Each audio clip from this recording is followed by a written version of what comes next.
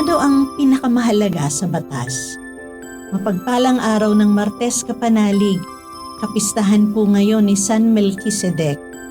Ito po si Sister Rose Agtarap ng Daughters of St. Paul para sa mabuting balita. Pagnilayan natin ang Ebanghelyo ngayon.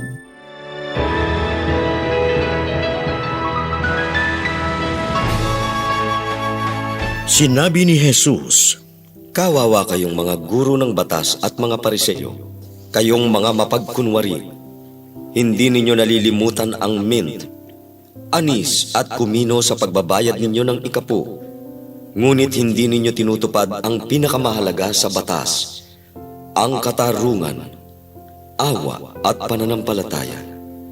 Ito ang nararapat isagawa na hindi kinakaligtaan ng iba. Mga bulag na taga-akay, sinasala ninyo ang lamok, subalit nilulunok ang kamelyo. Kawawa kayong mga guro ng batas at mga Pariseo, kayong mga mapagkunwari.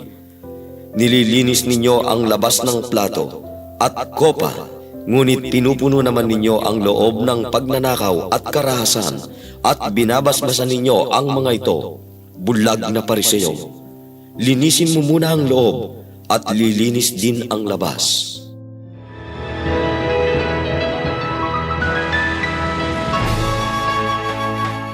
Makintab ba ang iyong tasa?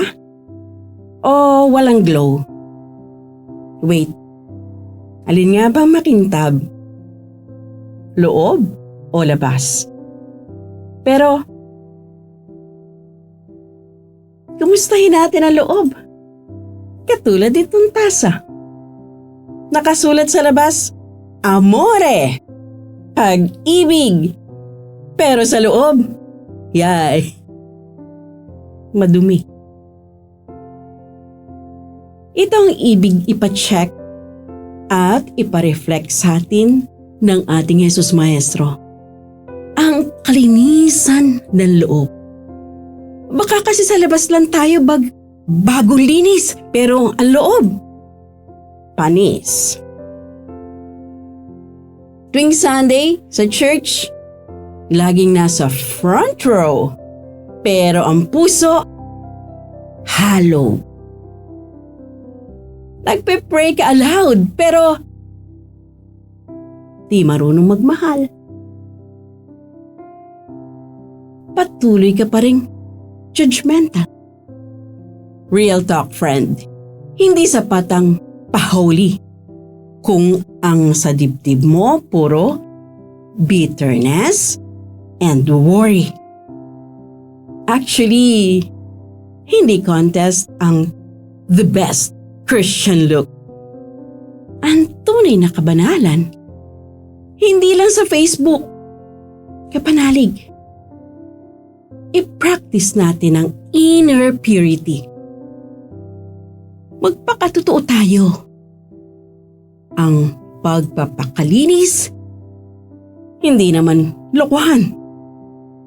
Let us admit our flaws. Yung mga struggles natin, ang ating pride. Kung i-expose natin ito sa ating Jesus Maestro, tuturuan niya tayong maging pure. Kaya i-align natin ang ating puso sa puso niya. Spend time na silipin natin ang ating ego. Pray honestly and be true. I-check din natin ang ating motives sa pagtulong.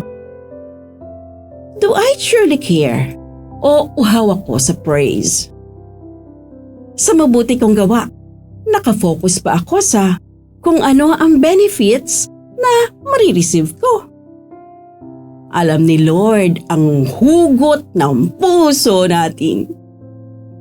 Hindi naman siya nag-expect ng perfection, di ba? Ang gusto niya, honest self-correction. Ang tanong, may ikinukubli pa ba tayong dumi sa ating Jesus Maestro? Kung nagbubukas ka na ng damdamin sa Kanya, anong ibig mong ipalinis sa Kanya? Tiyak, kapag malinis ang ating tasa, masarap inuman. Di ba? Mga kapanalig, maraming salamat po sa inyong suporta sa aming misyon. Subscribe, like, share, and follow Pauline's sa aming social media accounts. Patuloy po kaming humihingi ng inyong tulong upang maipagpatuloy ang programang ito. Maaari po ninyong ipadala ang inyong love offerings at donasyon sa aming donations channels. Makakaasa po kayo na kasamang lagi ang inyong mga intensyon at kahilingan sa aming panalangin araw-araw. Ito pong muli si Sister Rose na nag-aanyaya sa inyong manalangin. Mahal na Birheng Maria, Ina ni Kristo at aming Ina, Ikaw ang pinakamatamis na bunga ng mapanligtas sa tapat na pag-ibig ng Diyos. Iniakyat ka sa langit at doon ay inaawit ang awa ng Ama. Gayunpaman, kaagapay ka pa rin namin sa iyong makainang pagkalinga. O Maria, Ina ng Simbahan, iniakyat ka sa langit na ating tunay na tahanan at iniluklok bilang reyna sa kanang kamay ng iyong anak. Hinihiling namin ang iyong pamamagitan para sa mga pangangailangan ng aming bayan, nang ang bawat kagandahang loob ay pagpalain at palakasin, ang pananampalataya ay manariwa at mapagyaman, ang pag-asa ay patuloy na maging matatag at maliwanag, at ang pag-ibig ay muling mapukaw at manumbalik ang sigla. Kami ay nagsusumamo, gabayan mo po kami sa landas ng kabanalan. Maria, aming Ina, balutin mo ang lahat sa iyong pangangalaga at ilapit kami sa iyong minamahal na anak, si Jesucristong aming Panginoon. Amen. We are here to provide a new way of communicating and proclaiming the gospel.